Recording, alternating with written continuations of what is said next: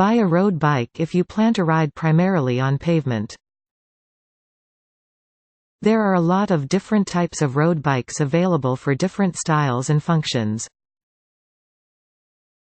They are all, however, made for generally even, hard terrain like city roads or smooth trails. They are the most common bikes out there, and can be broken up into a few subcategories. Racing – road bikes, aerodynamic, fast, and light, these bikes are the most common road warriors.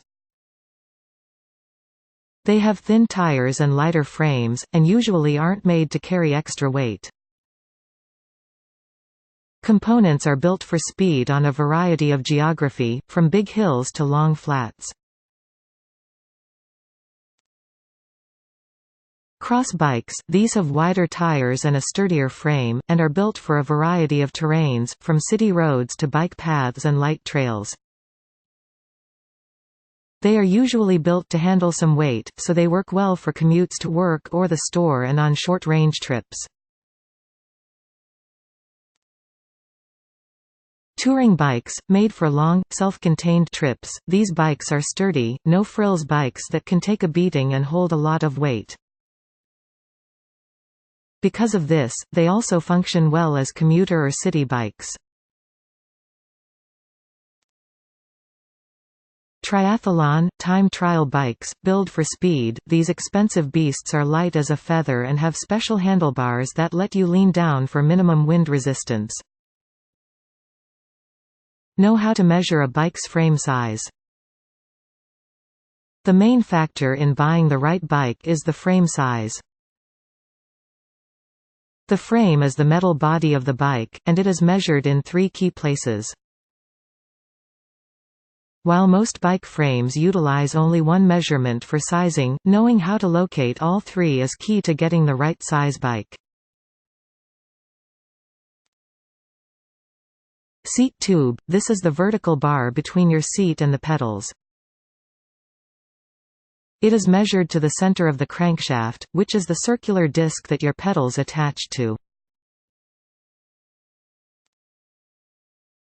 Top tube – this is the horizontal bar between your seat and the handlebars.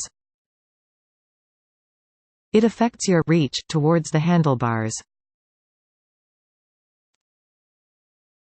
Head tube – this is the small vertical area on the front of your bike, measured between from where it begins to fork around your front wheel and the handlebar stem. It also affects your reach to the handlebars.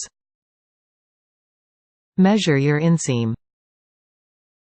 Stand with your feet 6 inches apart, and measure up to your pubic bone from the inside of your foot where your leg meets your hip in your crotch. Take this measurement in centimeters, since all road bikes are measured that way. Multiply 0.67 by your inseam measurement to estimate seat tube length. Multiply 0.67 by your inseam to find your suggested seat tube. If your inseam is 85 cm, for example, your seat tube should be 56.95, or 57, cm long. The seat tube is usually, though not always, measured from the top of the tube to the center point of the crankshaft. Make sure you can stand comfortably with the top tube between your legs. You're going to hit the inevitable red light, and you need to be able to stand up with your feet on the ground while you wait. Straddle the bike and make sure that you can stand with both feet firmly on the floor. If you can't, you'll need to go down a frame size. Try out a variety of bikes to determine your reach. There are a lot of different formulas out there to figure out the right reach, but the truth of the matter is that everyone is different, and you need to find out what is comfortable for you. When trying out bikes, note the length of the top tube and head tub, as well as the length of the stem, the smaller piece connecting the handlebars to the frame, and write down the measurements you like in case you want to buy your bike online. A comfortable reach should let you rest your hands comfortably on the handlebars. Your fingers should be free to wiggle around. Keep your elbows slightly bent, not locked or pressed up. Allow you to reach all parts of the handlebars, especially gears and brakes, easily. Know that comfort must always take precedence over measurement. The lengths of each tube may mean little compared to your final fit, since the angles the frame is joined at affects the distance between the seat, pedals, and handlebars just as much as the size. Studies have shown, for example, that a longer top tube can result in the same fit as a smaller one depending on the length of the head tube. These measurements are starting points as you go shopping, not perfect metrics for the right fit. Always ask to test out 3 to 4 brands of bikes, and try out a size above and below the one you measured for. Your personal geometry is unique, so you need a bike that fits you. Buy a road bike with handlebars even to the seat height if you are just beginning. It is easy, especially with curved drop handlebars, to get your hands lower on the bike. While serious riders often prefect lower handlebars, those who struggle with flexibility or are new to biking almost always prefer a bike with handlebars even to the seat height. Flat handlebars are rare on road bikes, unless they are designed for cruising or casual riding. It is difficult to go long distances with flat bars. Drop bars are the classic, double C-shaped handlebars with 2 front-facing brakes and a variety of places to put your hands for comfort. Purchase a rack if you plan on traveling or commuting with your bike. Bike racks allow you to pack things above your back wheel, but not all bikes are compatible with racks. In general, road bikes are not made to handle the weight of a rack, though cross and touring bikes are. Bikes that have 2 holes at the top of the V leading from the seat to the back wheel and 2 more holes in the very back of the frame will allow you to mount a rack. Panniers are bags designed specifically to clip onto a bike rack, and are essential if you are transporting a lot of goods or want to travel long distances. Buy a mountain bike to ride hard over a variety of terrain, not ride quickly. Mountain bikes are made to take a beating and survive.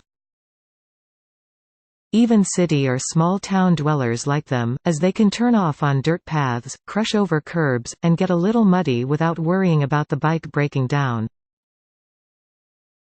That said, a mountain bike's true purpose is to safely bomb up and down trails covered in roots, rocks, and sticks, and they will handle it accordingly. Trail bikes are great, all-purpose mountain bikes that can handle light and difficult trails as well as pavement and dirt roads quickly. All mountain bikes are made for hard, technical trails and serious riders. If you plan on hitting the trials, spending a little extra money will almost always be worth it for safety and comfort. Take your inseam measurement to determine frame size. Stand with your feet 6 inches apart and measure from the inside of your foot up to where your leg meets your waist, between your crotch and inner thigh, in inches. Multiply this number by 0.67, then subtract 4 inches to 5 inches from the answer to get the estimated length of your top tube, which is the part of the frame running from the handlebars to below your seat. Use the top tube for your measurement when possible, as seat tube pedal to seat measurements are tricky to determine and change from manufacturer to manufacturer. If you have a 33-inch inseam, you need a 17.5 top tube, since 33 by 0.67 equals 21.75. 21.75 4 inches equals 17.75. Specialty bike makers Lapierre and Neil Pride have different geometry. Multiply your inseam by 0.62 instead of 0.67 if you really want one of these bikes. If your bike shop gives frame size by seat tube length, multiply your inseam by 0.185. The number should be the distance between the top of your seat tube and the middle of the crankshaft, the circular piece attaching the pedal to the bike. Let comfort take precedence over the calculated measurement. Because the angles your different tubes are joined at affects the distance between the seat, pedals, and handlebars, these measurements will change from bike to bike and rider to rider. Taking measurements is a good starting point, but you need to get the bike you feel most comfortable on. Try out different brands and a size above and below your measured size. You cannot tell if a bike is the right fit if it is the only one you try. Your hands should rest comfortably on the handlebars so that your fingers feel free. You want your elbows slightly bent, not locked or pressed up on the handlebars. Most mountain bikers prefer their handlebars 1 to 2 lower than their seat height, as it lowers your center of gravity. You should be able to reach the shifter and brakes without losing your balance on a properly sized bike. Decide if you want double or single suspension. All mountain bikes have shock absorbers on the front wheels, allowing you to get over obstacle easily and maneuver in tricky terrain. However, serious bikers need to consider double suspension. Hardtail, another name for single suspension, these bikes only have shocks on the front wheel. They are lighter and cheaper options, and transition better to pavement riding. Full suspension, made for technical, tricky trails, these bikes are heavier but far more maneuverable and useful for serious mountain bikers. Get a frame built for bigger wheels for increased comfort and ease on hard trials. Bigger wheels are becoming more and more fashionable, but you cannot swap out smaller wheels if your frame is made for bigger ones. In general, you have 3 options for wheel size. 29-inch, these behemoth wheels are great at rolling over rocks and roots, provide more grip to the trail. They carry momentum well downhill, letting your go faster, but they are harder to accelerate. 27.5-inch, a hybrid wheel, they have some of the speed of a classic 26 inches with the increased movement over rocks and roots found in a 29 inches. 26-inch, the traditional wheel size, these are light and speedy wheels that still function well on the trail. Until 5 to 10 years ago, they were the standard mountain bike wheel. Buy a bike that fits you skill level but allows room for growth.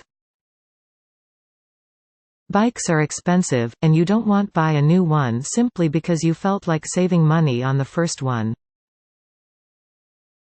If you're serious about biking, whether it is mountain, road, touring, or commuting, spending a little extra on a good bike now will save you money in the long term. Ask yourself, what is your fitness level now, and what do you want it to be? You should get a bike somewhere in the middle. Beginner or intermediate mountain bikers might start with gentle trails that don't require good suspension, but if you love the sport you will quickly want to move up to harder trails that require a better bike. Road riders might be fine to start with a heavier, cheaper bike, but you'll suffer on group rides or races as you get more experienced. The frame is the most expensive part of the bike, and should be your first concern. Brakes, gears, wheels, and handlebars can all be swapped out or upgraded later.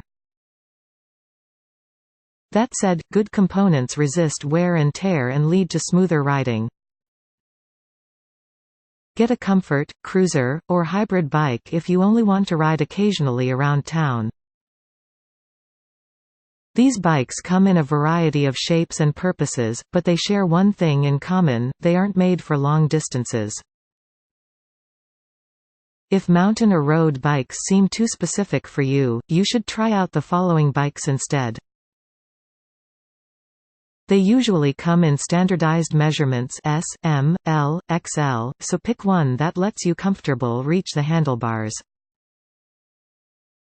Your knee should be slightly bent at the bottom of your pedal stroke. Fixed gear, simple, light bikes made almost entirely for urban cruising, they offer you no extra gears. They are easy to maintain and ride, though they perform best on flat terrain. Cruiser, also known as beach bikes or comfort bikes, these bikes are made for comfort, with high handlebars that let you ride almost completely upright.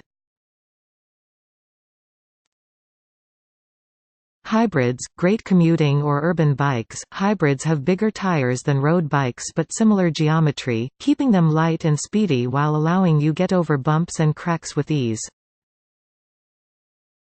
Test bikes in person before buying online whenever possible. Shopping for bikes online is a great way to get the perfect bike for you and potentially save money, but you should never buy a bike online without testing it out beforehand. Once you've narrowed down your search to 3 to 4 types of bike, call your local bike shops and see if they have them in stock. Head down and try them out to make sure they fit you well and ride comfortably before buying. Online reviews are a great place to get a feel for a bike. Check out online bike blogs and magazines and see what they think of the bikes, and read customer testimonials to see if there are any persistent issues with the bike that you want to avoid. Understand gears and gear ratios. Gearing may seem confusing, but you should remember that it comes down to 2 factors. First, more gears means more options when riding, allowing you to find the perfect resistance going up or down hills. Gears, however, add to the weight of the bike, which is not desirable if you are a racer or mountain rider heading uphill a lot. The classic gearing for both road and mountain bikes is 3 gears in the front and 9 in the back, resulting in a 27-speed bike. Compact cranks are smaller, lighter gears in the front, giving you only 2 big chainrings to get into but cutting down on weight. Understand the different types of brakes. There are 2 large subdivisions of brakes: rim brakes and disc brakes. Almost all mountain bikes, aside from entry-level, use disc, while road bikes have much more variety. Rim brakes come in many forms, but they all function by clamping onto the rim of your wheel and holding it in place to slow you down. There are 2 big pads on either side of both wheel that squeeze when you let go. They are cheaper and easier to fix and maintain than discs. Disc brakes rely on a separate steel disc attached to your wheel that the brakes grab in order to slow down the entire wheel. They are often more sensitive than rim brakes, and the tight space between the brakes prevents sticks, leaves, etc. from catching on the brakes and ruining them mid-ride. They are, however, harder to manage and calibrate without prior knowledge.